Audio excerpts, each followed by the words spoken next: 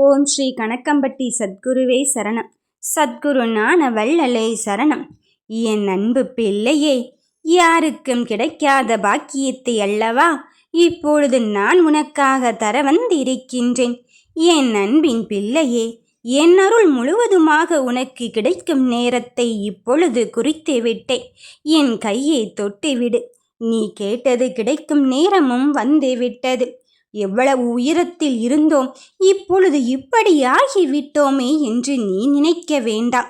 வாழ்க்கை என்பது கால சூழ்நிலைக்கு ஏற்ப சுழல் சக்கரம் போல சுழன்று கொண்டுதான் இருக்கும் என்பதை உனக்கு புரிய வைப்பதற்குத்தான் இப்பொழுது அந்த கஷ்டத்தை உனக்கு அனுமதித்தேனே தவிர நிரந்தரமாக்கி விடுவேனோ என்று நீ யோசிக்க வேண்டாம்.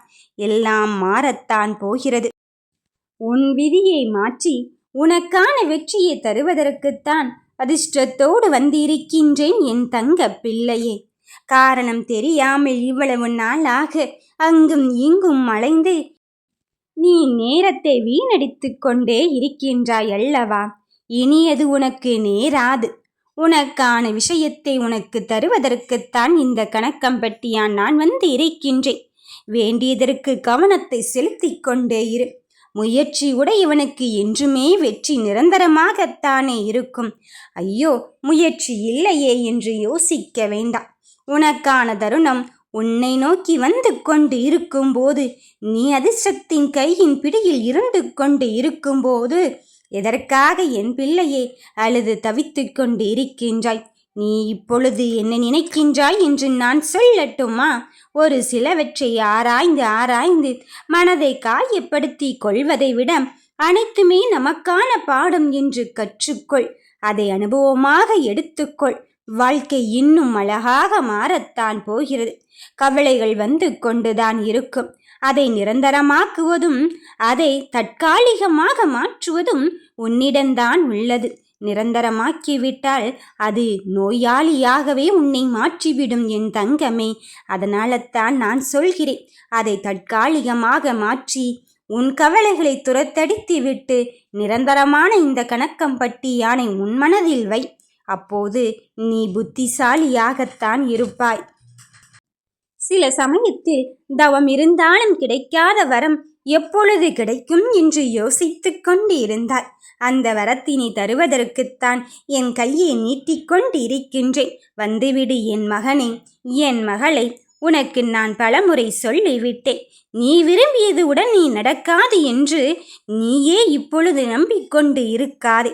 நடக்கும் என்று முழுமையாக முழுமனதோடு நம்பிக்கையோடு உன் செயலை செயல்படுத்தி கொண்டு இரு. எந்த ஒரு செயலுக்கும் இரண்டு பக்கம் இருக்கும்.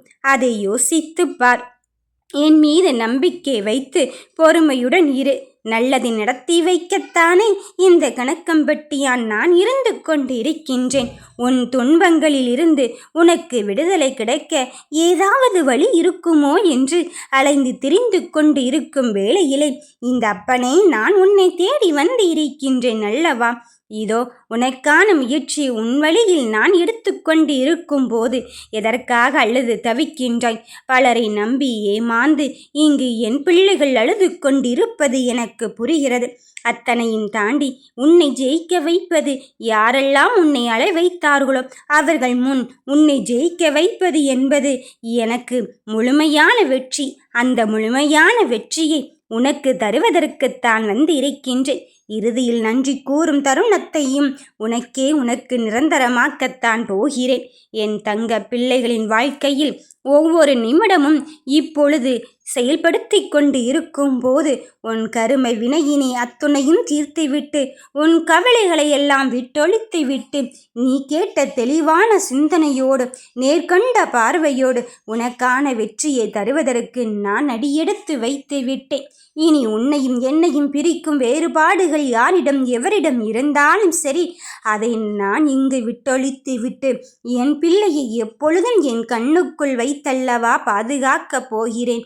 என் கருவறைக்குள் என் தங்க பிள்ளை, என் தங்க மகன், என் தங்க மகள் வந்துவிட்ட பிறகு எதற்காக வருத்தமடைகிறாய்? நீ மட்டுமல்ல, உன் குடும்பமே என் குடும்பம்தான். இனி எதற்கும் வருத்தப்படாதே. என் ஆசீர்வாதத்தை பெற்றுக்கொள்ள நீ தயாராக இரு. மற்றதை பார்த்து கொள்கிறேன். ஒன்றாக நடப்போம் என்று என் மீது ஆணையிட்டுத்தானே வந்து இருக்கின்றாய். அதன் பிறகும் எதற்காக மனம் குளறுகிறாய்?